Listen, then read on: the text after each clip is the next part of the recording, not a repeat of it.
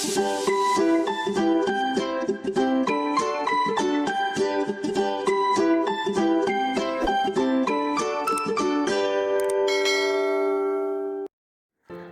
Friends, എല്ലാവർക്കും നമസ്കാരം. ഇന്നത്തെ റെസിപ്പി ഗോതമ്പ് ദോശയാണ്. ഗോതമ്പ് ദോശ എല്ലാവർക്കും ഉണ്ടാക്കാൻ അറിയായിരിക്കും. ഇന്ന് ഉണ്ടാക്കുന്ന ദോശ കുറച്ച് വ്യത്യാസമായിട്ട് നല്ലൊരു ടേസ്റ്റി ആയിട്ടുള്ളൊരു ഗോതമ്പ് ദോശയാണ്. പിന്നെ ഇതിനാണെങ്കിൽ കറിയോ ചട്നിയോ ഒന്നും ഇല്ലാതെ തന്നെ ഒറ്റയ്ക്ക് കഴിക്കാനും നല്ല ടേസ്റ്റാണ്. അപ്പോൾ ഇതെങ്ങനെയാണ് ഉണ്ടാക്കുന്നതെന്ന് നോക്കാം. ആദ്യം തന്നെ ഒരു ബൗളിലേക്ക് നമുക്ക് 1.5 കപ്പ് ഗോതമ്പ് പൊടി ഇടാം. ഇതിലേക്ക് ആവശ്യത്തിന് ഉപ്പ് ചേർക്കാം. പിന്നെ ഒരു നിറത്തിന് വേണ്ടിയിട്ട് കുറച്ച് മഞ്ഞൾപ്പൊടി ചേർക്കാം. എന്നിട്ട് ഇതൊന്ന് നന്നായിട്ട് മിക്സ് ചെയ്യാം.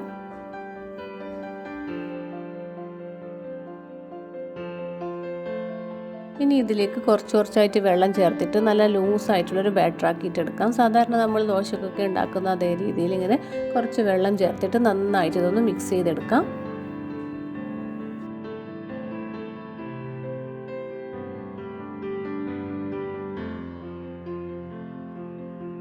ബാറ്റർ റെഡിയാക്കിയിട്ടുണ്ട്. കണ്ടില്ലേ, കുറച്ച് ലൂസായിട്ടാണ് ഇതുള്ളത്. പിന്നെ തീരെ കട്ടയൊന്നും കെട്ടാതെ നന്നായിട്ട് മിക്സ് ചെയ്ത് വെച്ചിട്ടുണ്ട്. ഇതിവിടെ മാറ്റി വെക്കാം.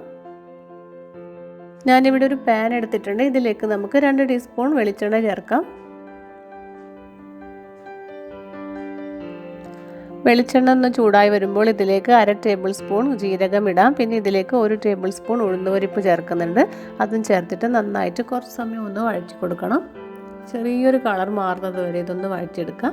ഇനി ഇതിലേക്ക് നമുക്ക് ഒരു സവാള ചെറുതായിട്ട് അരിഞ്ഞിട്ട് ചേർക്കാം. സവാള ചേർത്തിട്ട് കുറച്ച് സമയം 2-3 മിനിറ്റ് ഒന്ന് വഴറ്റിയെടുക്കാം.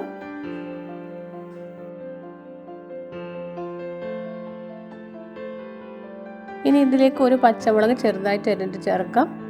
പച്ചമുളക് ചേർത്തിട്ട് ഇത് കുറച്ച് സമയം ഒന്ന് വഴറ്റിയെടുക്കാം.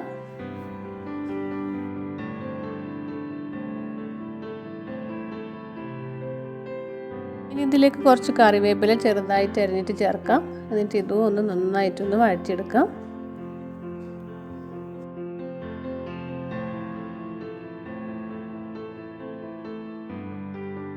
സവാളയും പച്ചമുളകൊക്കെ നന്നായി വഴറ്റിയതിന് ശേഷം ഇതിലേക്ക് 1/4 കപ്പ് ക്യാരറ്റ് ഗ്രേറ്റ് ചെയ്തിട്ട് ചേർക്കാം. ക്യാരറ്റ് ചേർത്തതിന് ശേഷം ഒരു 2 മിനിറ്റ് ഒന്ന് വഴറ്റിയെടുത്താൽ മതി.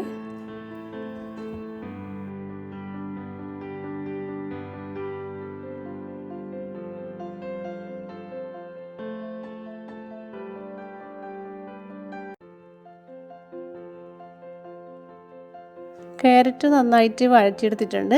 ഇനി നമുക്ക് സ്റ്റൗ ഓഫ് ചെയ്യാം. അതിന് ശേഷം നമുക്കിതിലേക്ക് 1/2 കപ്പ് തേങ്ങ ചിരവിയത് ചേർക്കാം. ഈ ചൂടിൽ തന്നെ കുറച്ച് സമയം ഒന്ന് 2-3 മിനിറ്റ് ഒന്ന് വഴറ്റിയെടുത്താൽ മതി.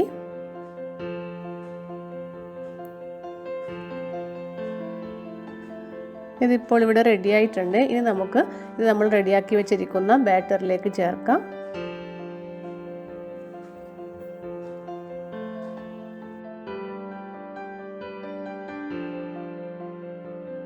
ഇനി ഇത് നന്നായിട്ടൊന്ന് മിക്സ് ചെയ്തെടുക്കണം.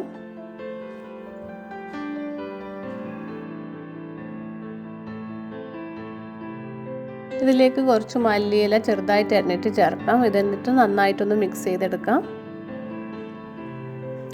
ഈ ബാറ്റർ ഇപ്പോൾ കുറച്ച് കട്ടിയായിട്ടുണ്ട്. ഇതൊക്കെ ചേർത്തതിന് ശേഷം അപ്പോൾ നമുക്ക് കുറച്ച് ലൂസാക്കാൻ വേണ്ടിയിട്ട് ഇതിലേക്ക് 1/4 കപ്പ് വെള്ളം കൂടി ചേർക്കാം. എന്നിട്ട് ഇത് നന്നായിട്ടൊന്ന് മിക്സ് ചെയ്തെടുക്കാം. ഈ സമയത്ത് നിങ്ങൾക്ക് ഉപ്പ് നോക്കിയിട്ട് ഉപ്പ് വേണമെങ്കിൽ ചേർത്ത് കൊടുക്കാം. ഞാൻ കുറച്ച് ഉപ്പ് ചേർക്കുന്നുണ്ട്. ഉപ്പ് ചേർത്തിട്ട് നന്നായിട്ട് ഇതൊന്ന് മിക്സ് ചെയ്യാം.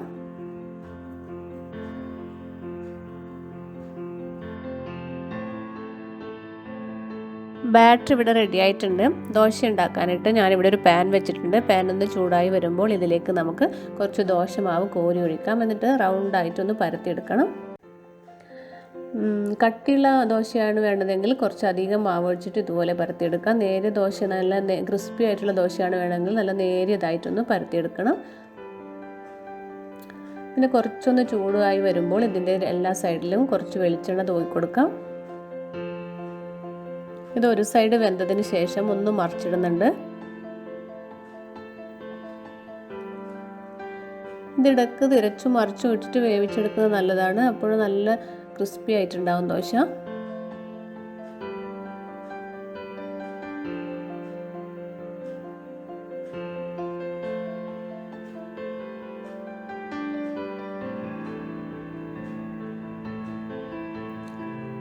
അങ്ങനെ നമ്മുടെ ദോശ ഇവിടെ റെഡി ആയിട്ടുണ്ട്. ഇനി ബാക്കിയുള്ളതും ഇതുപോലെ തന്നെ ഉണ്ടാക്കിയെടുക്കാം.